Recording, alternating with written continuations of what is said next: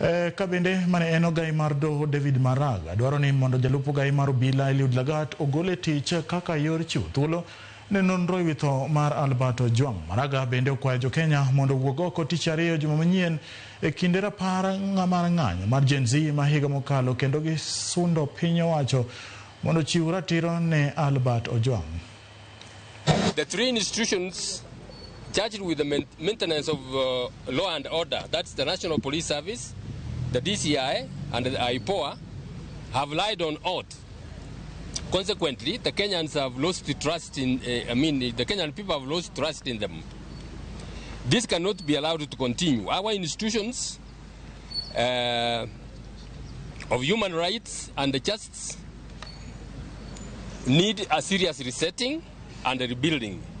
To begin this resetting and rebuilding process, we demand the arrest of the DCI because he lied on oath, and the IG, as well as Mr. Lagat himself, and they be prosecuted, and those, of course, who are associated with the murder of Ojwang.